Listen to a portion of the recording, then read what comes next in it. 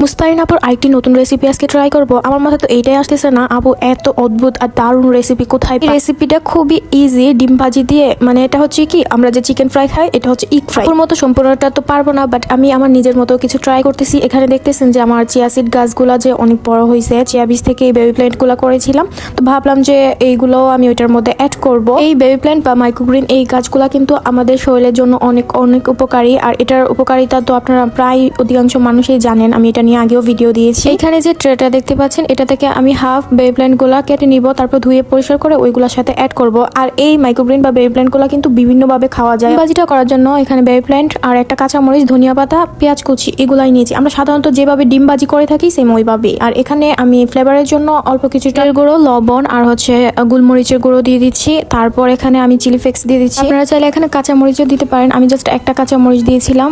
এতেই মোটামুটি অনেক ঝাল হবে। আমি তারপর এগুলাকে ভালোভাবে মেখে নিব। এখানে বাতাসে আমি কোনো কাজই করতে পারতেছিলাম না, তো এগুলো আমি এখন খুব সুন্দরভাবে মেখে নিয়েছি। এগুলো কিন্তু ভালোভাবে মেখে নিলে এতে ডিম ভাজিটা পারফেক্ট হয়। তারপর আরেকটা বাটিতে আমি ট্রান্সফার করে নিচ্ছি। এখানে আমি 3টা ডিম দিয়ে করব। এখন একে একে ডিমগুলোকে ফাটিয়ে নিব। আর মনে মনে ভাবতেছিলাম যে আপুর মতো পারফেক্ট হবে কিনা রেসিপিটা, ভয় পাইতেছিলাম। তাও আলহামদুলিল্লাহ অনেক ভালো হয়েছে, আপনারা দেখতে থাকেন।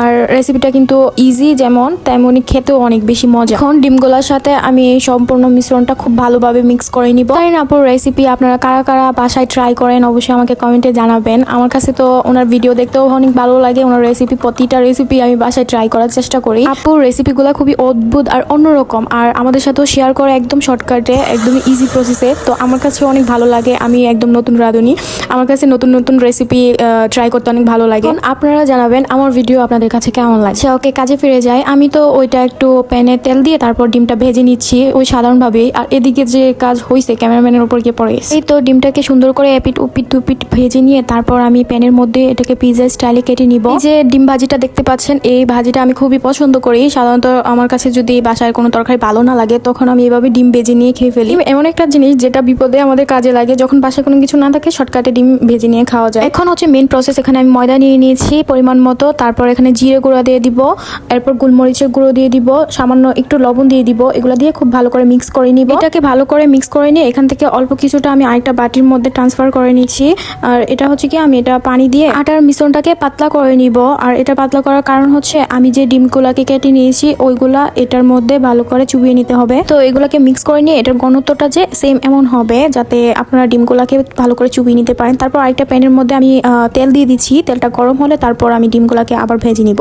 এদিকে আমার আম্মু বলতেছে যদি কোনো দুর্ঘটনা ঘটে, তুই যে কাপড় পরছো তুই কিন্তু অনেক প্রবলেম হইতেছে। আমার ড্রেসটার জন্য অনেক ঢিলা ঢালা একটা কাপড় পরেছিলাম। আচ্ছা, ডিমটাকে এখন আমি ওই যে মিশ্রণটা করেছিলাম ওইটার মধ্যে ভালো করে চুবি নিয়ে তারপর হচ্ছে আমি ময়দাটার মধ্যে ভালো করে কুট করে নিব। ময়দার মিশ্রণটার সাথে ভালো করে কভার করা হয়ে গেলে এখন আমি গরম তেলের মধ্যে এটাকে ছেড়ে দিব। তো এভাবে আমি প্রত্যেকটা ডিমের স্লাইসকে ফ্রাই করে নিব। এই রেসিপিটা আমার কাছে অনেক ইজি লাগতেছে, কারণ আমি এইভাবে আগেও অনেকবার চিকেন ফ্রাই করেছিলাম। এখন এই নতুন স্টাইলে ইগ ফ্রাই করতেছি। আমি আমার লাইফের ফার্স্ট টাইম এমন একটা রেসিপি করতেছি আর এমন একটা রেসিপি খাবো। এখন আমি একটা ডিশের মধ্যে কিছু টিস্যু পেপার বিছিয়ে দিচ্ছি, এতে করে যে আমি ভেজে নিচ্ছি ওই এক্সট্রা তেলটা টিস্যু পেপারে লেগে যাবে।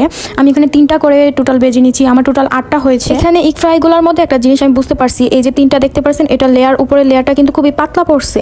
আর আমার মতো যদি আপনারা এখানে ডাবল ভাবে কোট করে নেন, মানে পানির মধ্যে ডাবল ভাবে মানে 2বার চুবিয়ে নিয়ে তারপর আবার ময়দাটার মধ্যে 2বার কোট করে নেবেন, এতে করে কি উপরের লেয়ারটা ডাটা হয়ে পড়ে, মানে চিকেন ফ্রাইয়ের মধ্যে আমরা যেভাবে ডাবল করে করি না ওইভাবে। আর এটা খেতেও অনেক ভালো লাগে, উপরে মচমচা ভাবটা একটু বেশি থাকে, আর একবার করে নিলে ওটা হয়। আর আমি এখানে 2ভাবে ভেজে নিচ্ছি, আপনারা এগুলো দেখলেই মানে এটা ডিফারেন্টটা বুঝতে পারবেন। আমি কিচেনে কাজ করার সময় আমার মনে হয় যেন আমি এখানে এসি ফিট করে রাখছি, মানে এই পাশে জানালাটা খুলে রাখলে এত বাতাস আসে। এই তো আমার এখানে সবগুলা চিকেন ফ্রাই হয়ে গেছে, ইগ ফ্রাই হয়ে গেছে। তারপর আমি এখানে একটা শসা কেটে নিচ্ছি। আপনারা এই জিনিসটা ভালো করে খেয়াল করেন, লাস্টে যে 3টা উঠাই নিছি ওইগুলা কতটা মোটা হয়েছে লেয়ারটা। আর এরপর আমি পরিবেশনের জন্য অল্প কিছুটা সস নিয়ে নিচ্ছি। আর এই সস নেওয়ার সময় এদিকে আমার একটা পুড়ে গেছে। ইগ ফ্রাইটার সাথে কিন্তু আপনারা অবশ্যই টমেটো সস নেবেন, কারণ এটার সাথে খেতে খুবই মজা। তারপর আমি এখানে শসা দিয়ে এটাকে খুব সুন্দরভাবে ডেকোরেশন করে নিচ্ছি। তো আমার এই রেসিপিটা একদমই কমপ্লিট। আর আপনাদের কাছে কেমন লাগছে অবশ্যই আমাকে কমেন্টে জানাবেন। এটা খেতে এত অসাধারণ, আমি আপুকে থ্যাংক ইউ জানাই যে আমাদের সাথে এত সুন্দর সুন্দর রেসিপি তুলে ধরার জন্য। আর আমিও আপনাদেরকে দেখিয়ে দিলাম কিভাবে করেছি। এই রেসিপিটা দেখতে যেমন সুন্দর, তারপর করতেও অনেক বেশি ইজি, খেতেও অনেক বেশি মজা। আপনারাও বাসায় এমনভাবে ট্রাই করতে পারেন, যারা করবেন অবশ্যই আমাকে কমেন্টে জানাবেন। এই যে দেখেন আমি এগুলো তো ভেঙে নিচ্ছি, একদমই কচমচা আর খেতে এত বেশি মজা। ওকে, আজকে এই পর্যন্তই। সম্পূর্ণ ভিডিও দেখার জন্য সবাইকে ধন্যবাদ, আর সবাই ভালো থাকবেন। আল্লাহ হাফিজ।